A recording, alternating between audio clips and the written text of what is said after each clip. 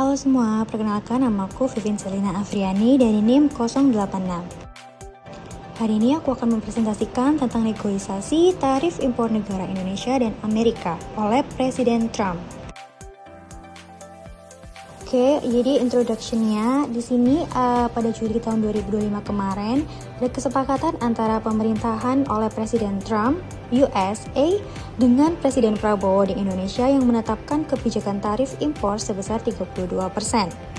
Menanggapi hal tersebut, Presiden Prabowo mewakili Indonesia mengajukan penawaran untuk menurunkan dari persentase tersebut. Hasil kesepakatan yang muncul adalah sebesar 19%, namun dengan bersyarat. Hal ini diliput dari White House 2025.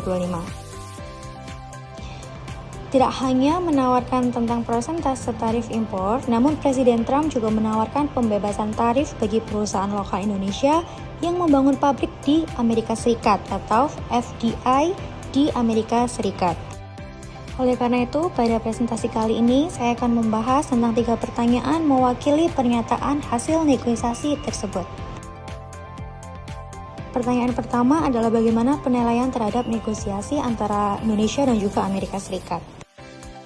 Hasil negosiasi yang menurunkan tarif dari 32% menjadi 19% menurut saya merupakan kompromi positif antar kedua negara yang saling menguntungkan.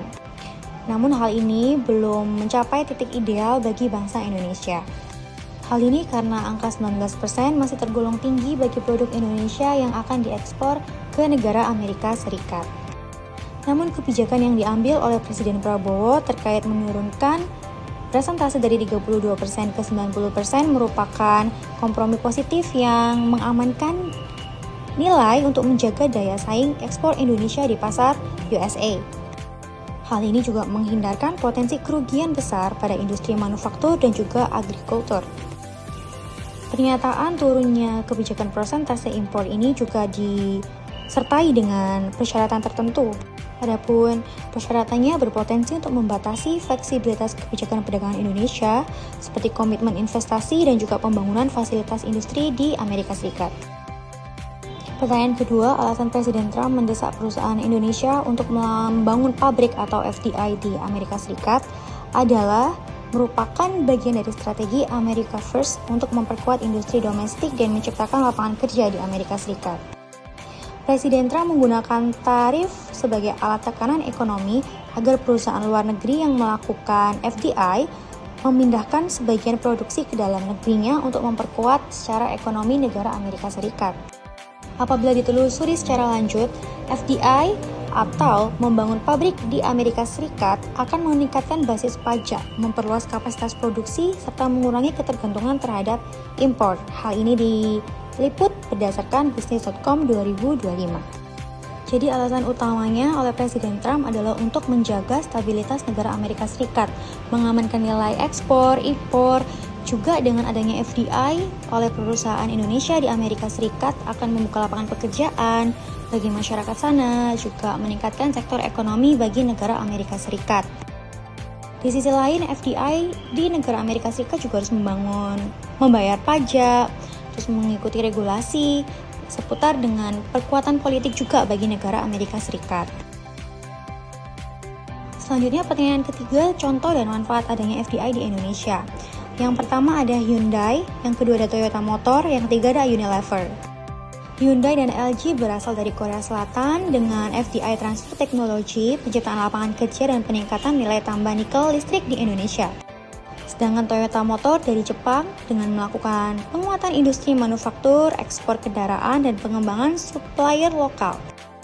Terakhir ada Unilever dari Inggris yang melakukan FDI dengan manfaatnya membuka lapangan pekerjaan besar, pelatihan SDM, dan dukungan terhadap UMKM lokal.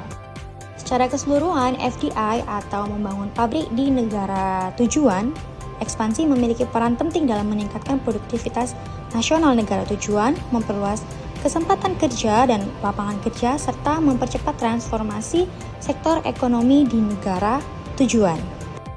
Nah, jadi nyambung dengan alasan kenapa Presiden Trump sangat mendesak Indonesia untuk membangun pabrik di luar negeri, Amerika Serikat, atau melakukan FDI di sana. Oke, jadi kesimpulannya adalah hasil negosiasinya merupakan negosiasi yang baik ya, karena berhasil menurunkan dari 32% ke 19%, itu cukup signifikan. Hal ini juga melindungi daya saing pasar Indonesia di pasar US, juga kayak stabilitas kepentingan ekspor Indonesia dalam jangka yang pendek. Nah, kesepakatan tersebut meskipun belum ideal, namun juga perlu pertimbangan juga mungkin adanya kesepakatan yang juga menguntungkan bagi pihak Indonesia. Jadi misalnya Trump yang meminta untuk perusahaan Indonesia melakukan FDI di sana, membuat dengan jelas legalitas regulasi yang tetap, yang nggak berubah-berubah dan juga yang menguntungkan bagi negara Indonesia. Karena strategi ekonomi ini juga akan menguntungkan kedua belah pihak apabila dilakukan dengan kebijakan yang adil. Nah, seperti yang dibahas sebelumnya bahwa FDI yang ada di Indonesia juga sangat bermanfaat dan menguntungkan bagi negara Indonesia. Oleh karena itu, pemerintah mungkin dapat lebih memfasilitasi dan juga mempermudah ya bagi negara-negara yang akan melakukan FDI di Indonesia, karena dampaknya sangat positif. Oke, sekian dari saya. Mohon maaf apabila ada kesalahan dan kekurangan kata. Terima kasih sudah mendengarkan. Bye!